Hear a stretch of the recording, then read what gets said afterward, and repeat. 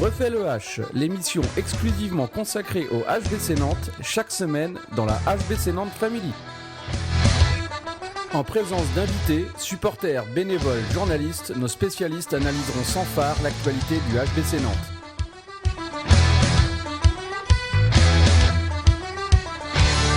Bonsoir à tous, bienvenue pour cette nouvelle émission de On refait le H, une émission un peu particulière post-confinement mais en plein Covid.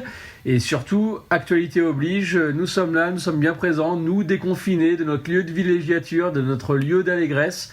Malheureusement, sans Polo qui est absent ce soir. On lui fait un petit coucou quand même, je suis accompagné de mon ami très cher, Mickaël. Comment vas-tu, Mickaël ? Coucou tout le monde, salut mon Yann, très content de vous retrouver et puis évidemment un gros bisou à notre Polo qui nous manque ce soir. Et alors, comme je le disais, actualité oblige, tirage au sort de la Ligue des Champions, petite vidéo, petit hommage à Nicolas Tournat qu'on ne reverra pas cette année malheureusement, et la signature de nos deux jeunes, Thibaut Briet et Baptiste Damatrin. Mais commençons tout de suite par l'actualité la plus importante, on va dire. Le tirage au sort de la Ligue des Champions et des deux groupes s'est tombé hier soir à 18h à peu près. 18h30, ça a commencé, la cérémonie a commencé à 18h. Voilà, on va dire que le HBC Nantes a été gâté. Tu annonces... Oui, alors oui, on a été gâtés, donc on va commencer, je vais annoncer le nom de nos adversaires.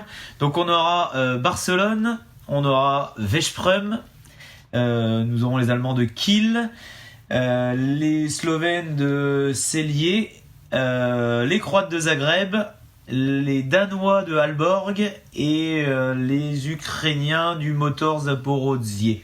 C'est ça. Voilà. Alors, j'ai oublié personne ? On va dire qu'on s'en sort plutôt pas mal, malgré les grosses équipes que tu as citées en début d'énumération. Mais quand on voit Paris, le groupe A, qui est quand même particulièrement compliqué, alors pas forcément pour Paris, mais si on avait été dans ce groupe, ça aurait peut-être été un peu plus difficile, je pense. Oh, je sais pas. Je pense que le groupe de Paris... Tu as le groupe A, là ? De tête ou... De tête, non, mais je vais le retrouver vite fait. Le groupe de Paris, de tête, il y a moins de têtes d'affiche, mais il est plus dense. Il est plus dense. C'est-à-dire que il y a plus de niveau, le niveau est un peu plus nivelé. Alors je l'ai devant les yeux. Donc on a le Vardar, le PSG, Kielce, Porto, Szeged, Brest, Elverum et Flensburg. Ça fait quand même du costaud, hein. Alors, ça fait du costaud, mais j'ai envie de dire d'un point de vue nom, c'est un peu moins claquant. Parce que tu vas voir Vardar, Paris, Kielce, Flensburg, Szeged qui est devenu un gros club. Ouais, mais toi ça claque. Szeged ça claque moins que Veszprém. Flensburg ça claque moins que Kiel. On est d'accord. Tu vois, il va avoir un côté un peu moins claquant. Par contre, ça va être hyper dense parce que Porto c'est balèze. Brest ils ont bien recruté. C'est costaud. Nous, on va en parler après. Peut-être que les gros noms, c'est vraiment important. Veszprém, Barça, Kiel. Là, on est vraiment sur le haut du panier. Par contre, les autres équipes, peut-être un peu moins réputées en tout cas que ce qu'il peut y avoir dans la poule de Paris. C'est ça. En fait, on faisait une petite digression sur le groupe de Paris pour pouvoir comparer. Juste pour revenir sur l'explication de comment ont fonctionné les groupes, c'est 2 groupes de 8 cette année, ça a changé. Les 6 premiers sont qualifiés. Quand on voit les 6 premiers potentiels, on va dire, du groupe A et les 6 premiers potentiels du groupe B, donc le groupe du H, on a largement j'exagère, mais j'exagère même pas, c'est que je considère que c'est le niveau du H, on peut viser la 4e place, ça c'est sûr.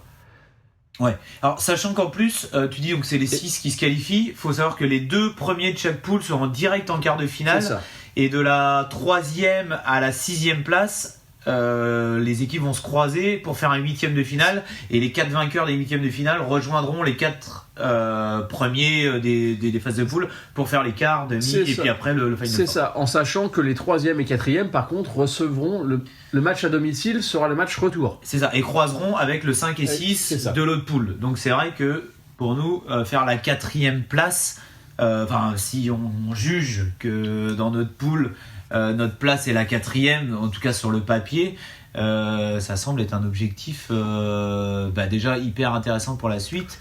Hyper intéressant et puis complètement réaliste. Ah bah oui, si on attaque maintenant un petit peu la composition de ce groupe, on a je trouve qu'il se divise un petit peu en deux parties. Si nous on se positionne de manière extérieure, c'est-à-dire qu'on a 3 monstres européens, ouais, c'est ça, et 4 clubs qui sont des très bons clubs, mais qui sont des clubs à notre portée. Alors je dis pas que les 3 autres on va pas les battre, mais en tout état de cause, ils sont sur le papier en tout cas plus forts que nous. Donc je parle évidemment du Barça. Ouais, on va les prendre un par un. On les prend un par un. Le Barça, qui est un monstre européen, qui est le recordman de nombre de victoires en Ligue des Champions, un 9. Effectif vraiment monstrueux. Une équipe qu'on connaît aussi plutôt pas mal parce qu'on on les a affrontés 4 fois lors des 2 dernières Ligues des Champions à laquelle on a participé, pour une victoire et 3 défaites. Si on fait le bilan au tout. C'est ça, c'est une victoire en 4 matchs, dont une belle fessée quand même sur les dernières confrontations. Bah, le quart de finale, c'est pas là où on a le plus brillé, oui, effectivement. Après, on a tous en tête, je pense, le match au XXL de phase de poule. Bon, on sait qu'il y aura probablement un match de Ligue des Champions au XXL au mois de décembre. Ah, si je devais être une petite pièce, je pense que Monsieur Pelletier va miser sur le Barça si le calendrier le lui permet, parce que c'est quand même l'affiche la plus, je pense, populaire par rapport à celle qui vont... Parce que ça va intéresser même ceux qui sont pas trop fans de hand. Barcelone, ça parle à tout le monde. Au nom du grand public, Barça, ça parle. Donc pour remplir 11 000 personnes, Kiel Veszprem, ça parle moins. Moi, ça va pas aux fans de hand. Voilà, moi j'aimerais Kiel ou Veszprem au XXL. Après c'est moi parce que j'ai envie que ça change, de voir un peu de nouveauté, un peu autre chose. Barcelone on a déjà fait. Après, mais à mon sens, la logique économique et publique, Barcelone, ça tombe de sens, ouais. Donc voilà, Barcelone, une grosse équipe qui s'annonce. Est-ce que c'est vraiment les favoris du groupe ? C'est une bonne question. En tout cas, clairement, ils vont jouer l'une des 2 premières places. Donc ensuite, on a Veszprem. Moi, je suis ravi qu'on ait Veszprem parce que c'est une équipe qu'on n'a jamais joué en match officiel. C'est un des plus gros clubs européens. Alors, ils n'ont jamais gagné la Ligue des Champions, mais ils ont perdu 4 fois en finale. Ouais, ça parle quand même. 4 finales, c'est quand même important. Et puis chaque année, ils font partie des favoris. Donc Veszprem, vraiment, c'est un effectif énorme. Et puis, alors je sais pas si certains supporters nantais auront l'occasion de se déplacer, mais pour s'il y en a qui se déplacent là-bas, c'est une des ambiances incroyables à vivre en Europe. Donc vraiment affronter ce poids lourd européen, je trouve que c'est une chance incroyable qu'on a. Et moi, perso, j'avais mis mes choix sur le groupe. Certains l'ont commenté, je pense notamment à un de nos fidèles, Stéphane Michel, que j'en profite pour le saluer d'ailleurs. Veszprem, ça faisait vraiment partie des équipes que j'avais très très envie de voir, et je suis très heureux qu'on puisse affronter enfin ce poids lourd européen. Et puis si on peut les accrocher, pourquoi pas. Ouais, Veszprem, c'est très impressionnant. Moi, j'ai eu la chance de les voir contre Nantes en tournoi de préparation à Engen en Allemagne il y a quelques années avec Pépé et Arnaud qui étaient présents à mes côtés. C'était impressionnant d'un point de vue effectif. C'était la première année où William Acambray avait signé à Veszprem. Le H avait remporté la finale contre Veszprem de ce tournoi. Le H se présentait avec un effectif de 16 ou 17 joueurs, quelque chose comme ça si je me souviens bien. Veszprem avait 10 joueurs de plus. Donc c'était très impressionnant d'avoir cet effectif qui arrivait et que des internationaux. William Acambray était le 3e ou 4e arrière-gauche de l'effectif. Rien que l'équipe déjà, ça en imposait. Ce qui était aussi très impressionnant, c'est qu'il y avait 3 petits Nantais dans le public. Veszprem, alors oui, la Hongrie est plus proche de l'Allemagne, mais ils étaient venus en nombre, les supporters. Donc comme tu le disais, l'ambiance, c'est une des plus belles ambiances. Oui, c'est une très très belle ambiance à Veszprem. Les supporters se déplacent beaucoup. On aura l'occasion de le voir à la H-Arena. J'espère. Ou au XXL, je l'espère. Alors j'espère, parce qu'avec les matchs en semaine, j'espère que ça va pas trop perturber les déplacements des supporters. C'est pas les matchs en semaine qui me font un peu peur, c'est plus le Covid et les restrictions. Ah oui, il y a ça aussi. les matchs en semaine. Ça peut limiter les déplacements. Un week-end, c'est plus facile de se déplacer. Nous, avec Pépé, on a déjà prévu, c'est prêt, hein, on sera à Kiel si on nous autorise à y aller. Mais on sera à Kiel. Justement, Kiel, on va en parler juste après. Si tu as fini sur Veszprém, on peut enchaîner sur Kiel. Veszprém, je finis juste là-dessus. Oui, c'est ce que je résume ce que toi tu as dit. Hein, c'est l'une des plus grosses équipes en Europe. C'est parmi les 5 plus gros clubs européens.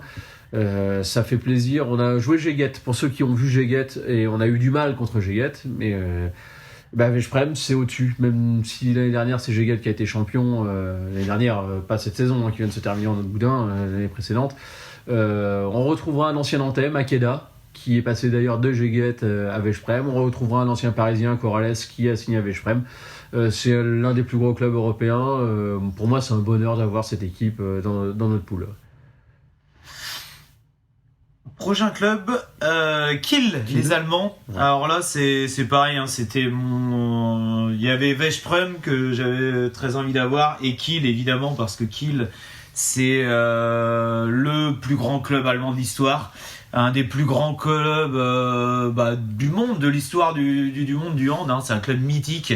3 fois vainqueur de la Ligue des Champions. Ouais, 3 fois vainqueur de la Ligue des Champions. Le nombre de titres de champion d'Allemagne, 21. Voilà. Donc incroyable. C'est un peu. Je les compare un peu à Montpellier en France, quoi. C'est vraiment le club mythique installé.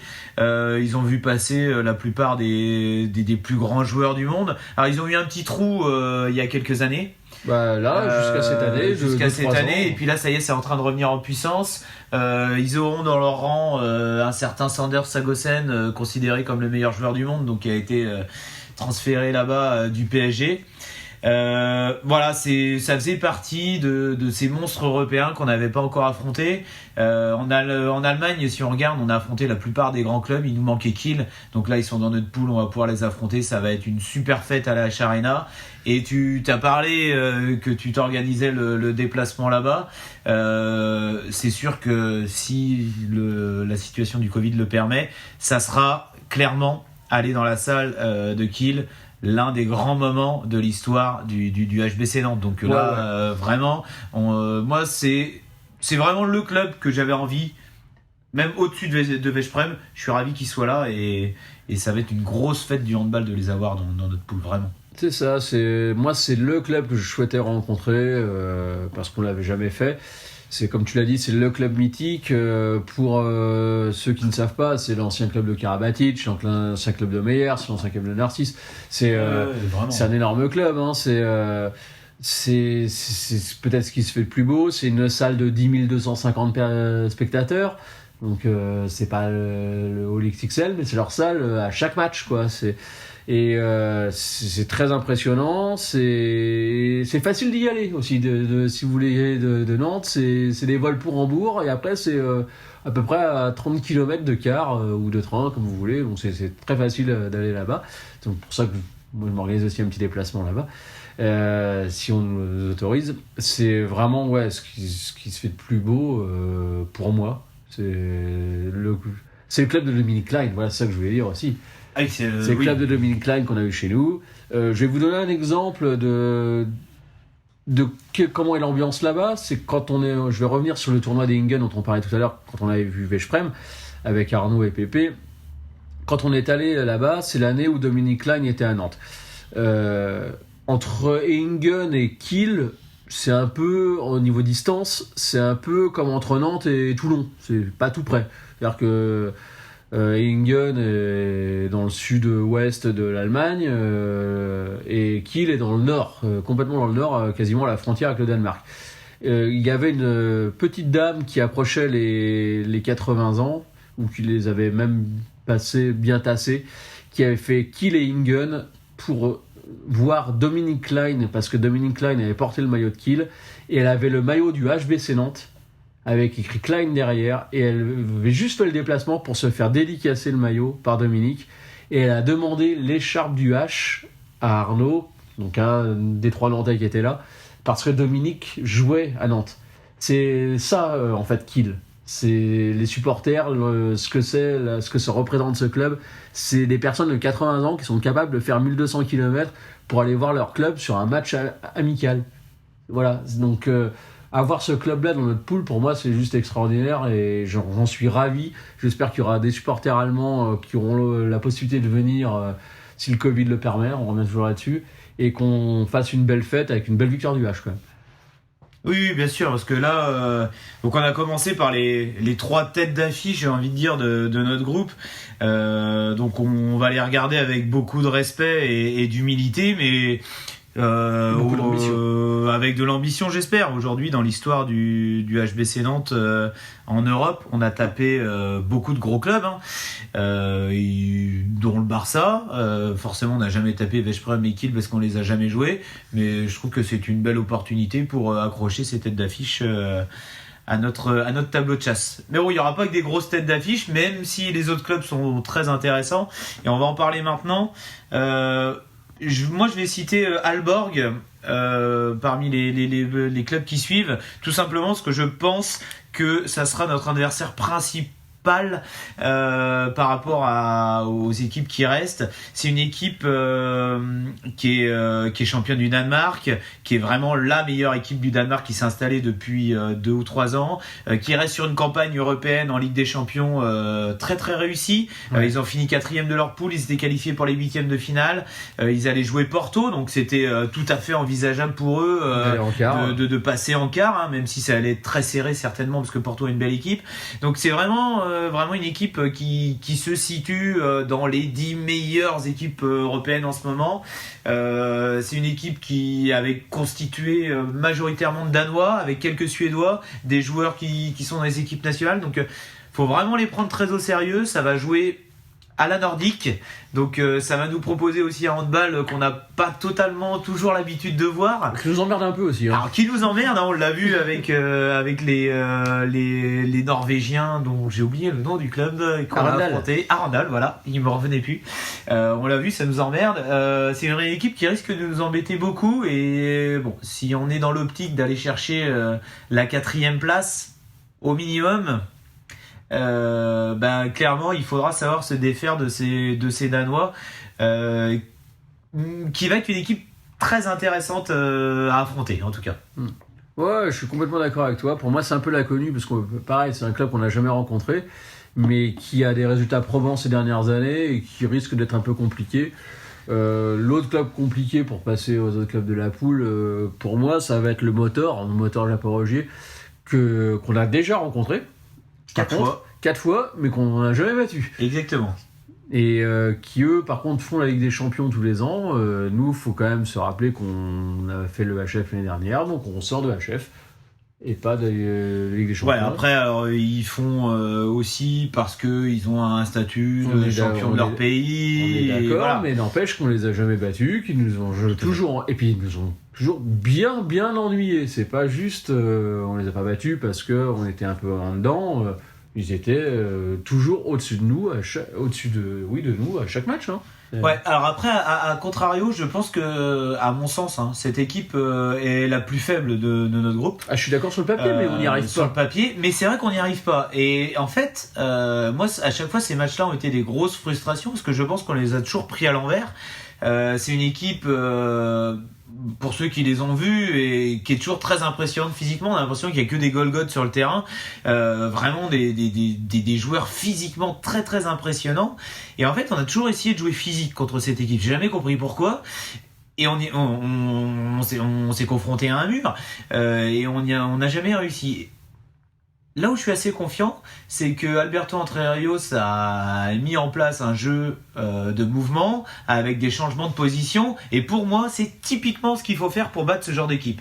Donc si on arrive à mettre en place le jeu qu'on avait l'année dernière contre cette équipe, il n'y a pas de raison qu'on les batte pas 2 fois. Maintenant, c'est vrai que l'histoire est contre nous, quoi. Ouais, c'est ça. Mais bon, je pense que la situation est idéale pour vaincre un petit peu ce signe indien, là. C'est pas possible qu'on perde tout le temps contre ces joueurs-là, qui sont quand même pas le meilleur club d'Europe. Non, quoi. Dans ton analyse, t'as complètement raison. Finalement, je reviens un peu sur ce que j'ai dit. C'est vrai que c'est une équipe qu'on n'a jamais battue. C'est vrai aussi que notre façon de jouer a complètement changé, et surtout très grandement progressé lors de la deuxième partie de saison qui malheureusement s'est terminée en autre boudin comme partout. Mais on avait vraiment progressé dans le niveau de jeu. Le niveau de jeu à l'espagnol avec cette fluidité de jeu, ces changements, ce passage par les ailes qu'on n'avait pas les précédentes, peut être un bon remède ou une bonne tactique pour pouvoir les battre, parce que c'est vrai que dès qu'on a joué physique contre eux, et ben en fait on allait tout droit dans un mur, et c'est comme ça qu'on a éclaté à chaque fois malheureusement. Donc oui t'as peut-être, je dirais même t'as certainement raison là-dessus, ton analyse est beaucoup plus juste que la mienne. Moi c'est plus l'histoire en fait qui parlait. Mais moi cette équipe c'est à chaque fois qu'on a joué c'était une grande frustration, et on a toujours fait des non-matchs, mais parce qu'ils nous imposaient des non-matchs, c'était pas que nous. C'était pas que nous, effectivement. Voilà. Il faudra les prendre très très au sérieux, et ça sera une tendance pour n'importe quelles équipes. Il faudra prendre tout le monde très au sérieux et être très concentré sur chaque match si on veut passer en huitième de finale. Donc il reste 2 équipes à évoquer. Je vais évoquer les Slovènes de Celje. Oui, on va garder Zagreb pour la fin, évidemment. Donc ça, c'était une équipe donc slovène, multiple champion de Slovénie, ils sont quasiment champions de Slovénie chaque année. Une équipe qui joue aussi la Ligue des Champions chaque année, pas forcément toujours avec réussite. Et donc ces Slovènes, on les a affrontés lors de notre dernière participation à la Ligue des Champions. Ils étaient dans notre pool. Avec Rakovníček. Avec Rakovníček, effectivement, pour des résultats assez positifs, puisqu'on avait largement gagné à domicile, et on avait été faire un match nul un peu bizarre, alors qu'on avait mené tout le match, et on s'était fait planter sur la fin. On se demande encore pourquoi. C'est une équipe qui est toujours un petit peu compliquée à juger, parce que y a souvent beaucoup de jeunes joueurs dans cette équipe. C'est un club Celje qui développe des nouveaux joueurs comme Rakovníček, mais comme plein d'autres. Et en fait, d'une année sur l'autre, il y a des jeunes joueurs qui arrivent, on sait jamais trop. Il suffit que tu tombes sur une génération un petit peu dorée, et puis en fait, tu peux vraiment tomber contre un très gros club. Normalement, c'est largement dans nos cordes. Mais évidemment, il faudra les prendre très au sérieux. Et puis, ce qui est toujours compliqué dans ces matchs de Ligue des Champions, c'est le déplacement. Aller en Slovénie, c'est toujours difficile. T'es toujours dans des conditions un peu compliquées. Le déplacement, c'est long, c'est fatigant. Donc voilà, il faudra les prendre au sérieux. C'est certainement une équipe qui va proposer du beau handball, parce que souvent le handball slovène, il est quand même très technique, aérien. Regardez comment Rakovníček joue. Il y a des chances qu'on voit des choses comme ça. Donc ça va être certainement un beau match pour les puristes et les techniciens. Et puis j'espère que ça sera surtout 2 victoires, parce qu'on aura besoin de 2 victoires pour bien se positionner dans cette poule. Ouais, mais j'ai pas grand chose à ajouter. Ce que tu as dit est très juste. L'équipe change régulièrement. C'est un très grand club formateur qui malheureusement n'a pas la puissance financière de pouvoir conserver ses joueurs. Et donc dès que les joueurs sont en maturité, on va dire, d'intégrer des clubs un peu plus costauds financièrement, et donc des championnats un peu plus costauds aussi, généralement ils font Celje, Zagreb et après ailleurs. Zagreb, c'est la passerelle, mais on va parler de Zagreb après, c'est à peu près la même problématique. C'est des clubs qui ne peuvent pas garder finalement leurs joueurs, mais Celje, c'est un très grand club formateur, donc tous les ans on se pose un peu la question de quel est l'effectif qu'ils vont avoir. Au moins, si on peut avoir une certitude, c'est que ça sera un effectif de qualité. C'est ça.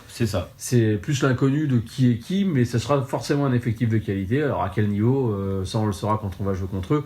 Après, ils sont prenables, ça c'est sûr. C'est évident.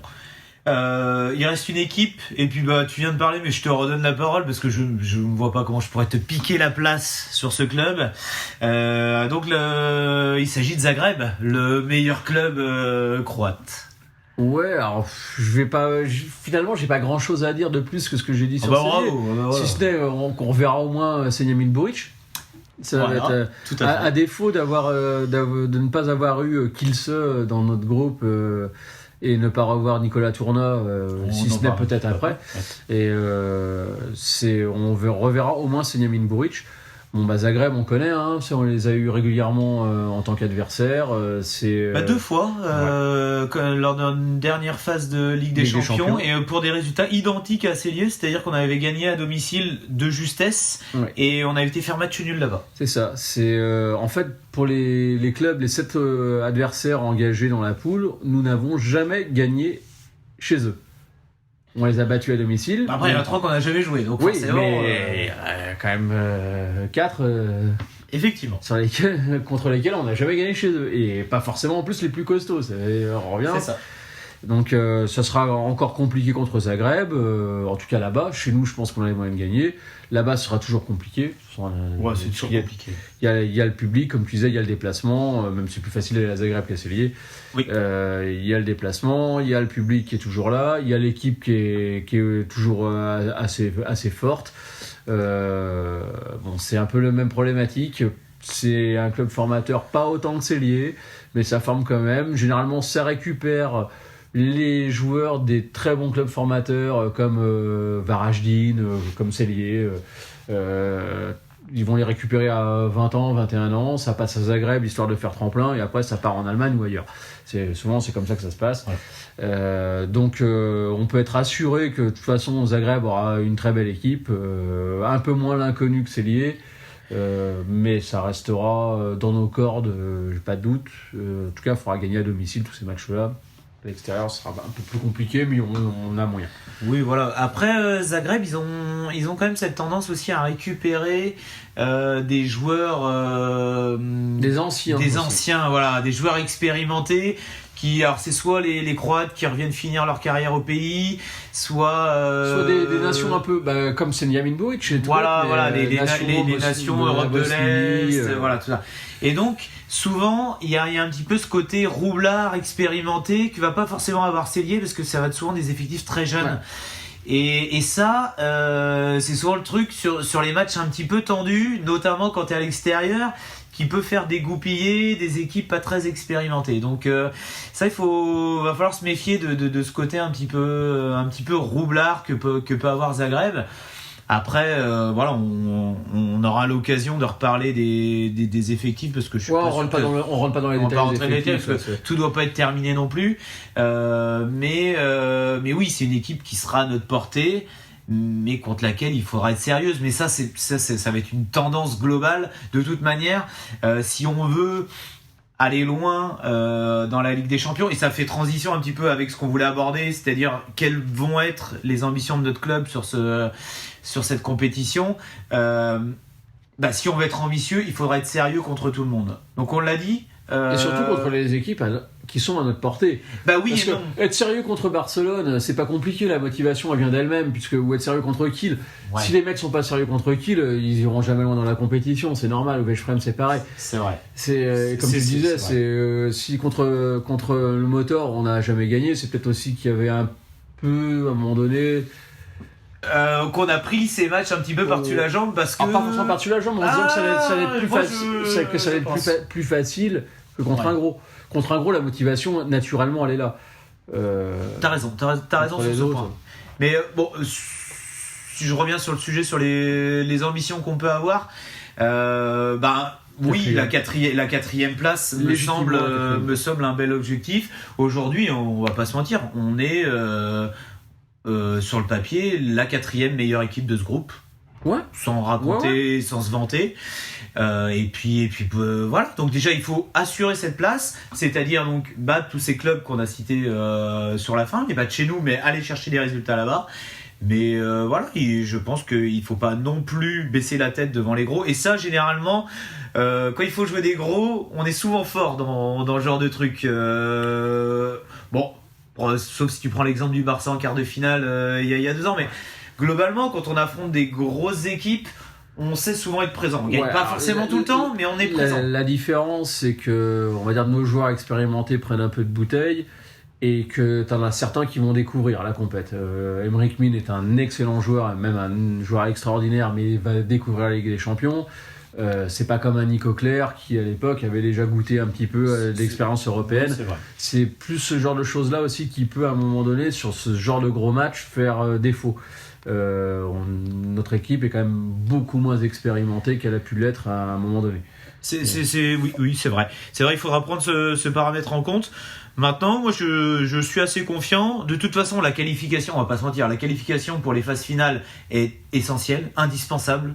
Je veux dire, aujourd'hui, le H s'est construit une image au niveau européen. Si on ne se qualifie pas pour les phases finales, c'est même pas 16, du coup, c'est 12. Oui, dans les 12. Quand j'ai 16. Parce qu'on est déjà dans les 16 au final, parce qu'il y a 16 équipes. Oui. Mais si on ne se qualifie pas pour les phases finales, on va clairement écorner notre image. Donc ça, on n'a pas le choix, il faut se qualifier. Et puis je pense qu'on peut aussi se qualifier assez haut. Donc on a parlé de cette 4e place, ce qui nous ouvrirait un 8e de finale un peu plus facile, entre guillemets, bien sûr, parce qu'il y a beaucoup de belles équipes, mais ça nous éviterait un match retour à l'extérieur et puis une équipe classée, très bien classée de l'autre poule. Et puis après, j'ai envie de dire, on est dans une phase finale qui joue sur des matchs à élimination directe, en match aller-retour, mais on est à peu près capable de tout, donc pourquoi pas rêver. Mais déjà, si on se fait un beau quart de finale, je pense qu'on pourra être très très satisfait, et puis on aura récupéré beaucoup d'expérience. Et puis le petit souhait personnel, c'est qu'on puisse retrouver Kielce et puis Nicolas Tourna, parce qu'on a tous envie de revoir Nicolas Tourna à la H Arena l'année prochaine. Ouais, je vais en profiter pour faire une petite transition. C'était l'actualité du jour. On a suivi ça en direct, la petite vidéo à 18h d'hommage à Nicolas Tourna qui n'a pas pu fêter son départ comme on l'aurait souhaité, comme il l'aurait souhaité, dû à l'épidémie de Covid-19. Il y a eu une très belle vidéo qui a été diffusée à 18h donc, sur la page Facebook du HBC Nantes. Nicolas Tourna, un petit mot, parce que on va juste parler de ça, quoi. Oui, on est obligé d'en dire un petit mot, forcément. Après, je vais pas vous mentir, la vidéo, j'en ai vu que la fin parce que je rentrais du boulot, mais je pense qu'elle va être visible et je vais pouvoir la regarder dans son intégralité. Maintenant, je crois qu'on est tous un peu tristes que Nico parte, et puis en plus qu'il parte dans ces conditions-là parce qu'on n'a pas pu le fêter dignement. Après, je crois qu'on peut aussi être très fier du bonhomme, parce que pour un garçon qu'on a vu grandir, quand on voit aujourd'hui le niveau qu'il a atteint et les ambitions qu'il est en droit d'avoir en tant que joueur, je crois qu'on peut être surtout très fier d'avoir sorti de notre club un garçon comme ça. Voilà, après que dire, ça a été beaucoup évoqué dans la vidéo et il parle d'un au revoir et pas d'un adieu. Voilà, j'ai pas trop envie de me pencher dessus parce que j'ai pas envie d'être déçu. Quoi qu'il arrive, Nico Tourna, il aura toujours le cœur violet et ça sera toujours notre Nico Tourna à tous les fans du HBC Nantes, peu importe où il joue. J'ai qu'une hâte, c'est qu'on le revoie pour pouvoir un petit peu, pour complètement l'applaudir. Et voilà, c'est un super joueur et moi je suis très heureux de l'avoir vu son premier match, de l'avoir vu grandir et de l'avoir vu arriver au niveau qu'il est aujourd'hui, c'est-à-dire un des meilleurs pivots du monde. Puis j'espère juste qu'un jour on le reverra avec le maillot violet, quoi. Oui, effectivement, c'est l'un des meilleurs pivots du monde, sans aucune contestation. On le reverra, c'est évident, en tant que spectateur, pour lui rendre l'hommage qui devrait être le sien, qui doit être le sien, en tant qu'adversaire, peut-être également. Et mon petit doigt me dit qu'on le reverra aussi sous le maillot violet du HBC Nantes. Je n'en ai aucun doute. Voilà. En parlant de maillot violet, c'est une petite conclusion sur Nicolas Tourna qui fera cogiter quelques personnes qui écoutent, mais je n'ai aucun doute là-dessus. L'avenir nous le dira. L'avenir nous le dira. En parlant d'avenir, et voilà, ça va nous permettre de terminer l'émission. Il y a 2 garçons qui ont signé leur contrat pro très récemment, et forcément ça nous fait plaisir parce que pour ceux qui ont suivi la première saison de On refait le H, vous avez bien vu qu'on était supporter de l'équipe réserve qui joue en National 1. On vous en parlait chaque semaine, et forcément qu'il y ait 2 joueurs issus de cette National 1 qui signent un contrat pro pour l'année prochaine, même pour les 3 prochaines années d'ailleurs, ça nous fait super plaisir. Donc on voulait dire un grand bravo à Thibaut Briet et Baptiste Damatrin de rejoindre le groupe pro. On a vraiment hâte de les voir évoluer l'année prochaine. Et puis évidemment l'année prochaine on continuera de parler de la nouvelle EN1 et puis des joueurs qui feront briller, j'en suis sûr, cette équipe. Mais là on voulait vraiment dire un grand bravo à ces 2 garçons, à Thibaut et Baptiste. Et bravo les gars, bossez bien cet été, puis on a hâte de vous retrouver début d'année prochaine, quoi. Ouais, c'est ça. Alors, autant pour Baptiste Damatrin, c'était pas surprenant, on va dire, puisque c'est le meilleur scoreur de l'équipe réserve depuis 2 ans. C'est un joueur fantastique sur son aile gauche. Il va prendre en fait la succession de Julien Emonet, qui est parti à Limoges, et sera le numéro 2 derrière Valero Rivera. Il va beaucoup apprendre. Pour apprendre Valero Rivera, c'est pas mal. Valero, je pense qu'il a pas mal appris, puisqu'il a quand même côtoyé le groupe professionnel sur la 2e partie de saison, où il avait déjà pris la place de Julien Emonet. Sur les derniers matchs, c'était quand même lui qui jouait, tout à fait. Et plus que Julien, qui était même plus dans le groupe. Donc il n'y a pas trop de surprises, mais en tout cas c'est une grande satisfaction. Pour Thibaut Briet, alors pour moi, à titre personnel, c'est une grande satisfaction, parce que tu sais depuis le début de sa signature que c'est quelqu'un qui m'avait impressionné, que j'avais vu sur les matchs amicaux, et notamment quand on avait été à Poitiers avec Pépé pour voir les matchs contre Cesson. J'avais beaucoup aimé sa prestation, et c'est un gars que j'aime bien en tant que mec. En plus, c'est un super mec.